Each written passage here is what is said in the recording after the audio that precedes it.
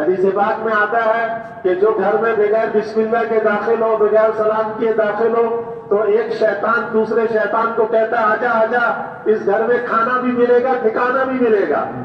اور اس شیطان کا نام امام قرطبی رحمۃ اللہ علیہ نے لکھا ہے اپنی تفسیر میں، اس شیطان کو داسم کہتے ہیں. داسم، دال الف سین اور میم، داسم.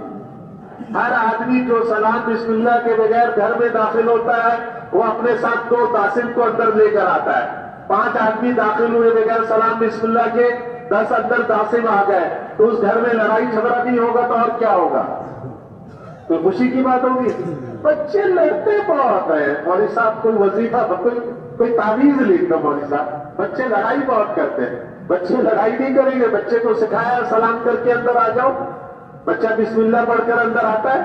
عورتیں نگرانی کرتی ہیں گھروں میں کہ بچہ سلام کر کے آیا ہے نہیں آیا. حدیث پاک میں آتا ہے جو گھر میں سلام کر کے داخل ہوتا ہے اللہ تعالیٰ اس کے لیے وافر رزق کا فیصلہ کرتے ہیں.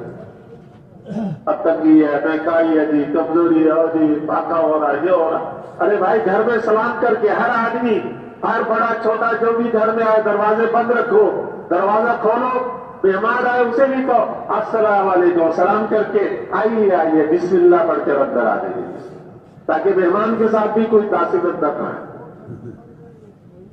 حضور صلی اللہ علیہ وسلم نے فرمایا اگر گھر میں کوئی نہیں ہے، پتہ ہے خود تالا کھول رہا، گھر میں کوئی نہیں ہے، حضور نے فرمایا پھر بھی سلام کرو اونچی آواز سے، تمہارا یہ سلام فرشتے مجھے پہنچا.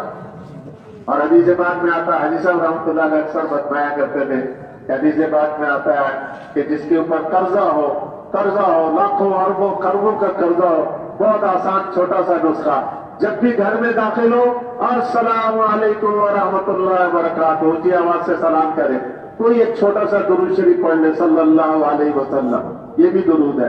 اور بسم اللہ الرحمن الرحیم اور سورہ اخلاص پڑھ لے، قل هو اللہ احد اللہ الصمد لم یلد ولم یولد. سارے قرضے اللہ غیب سے اتاریں گے اور آئندہ کبھی سے مقروض نہیں کریں.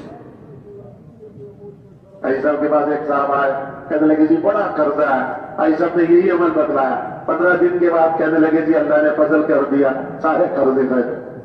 پتہ نہیں کیسے اتر گئے. 2 ہفتے کے اندر اپنے گھروں میں ان اعمال کو زندہ کریں. یہ سب ذکر کا حصہ ہے.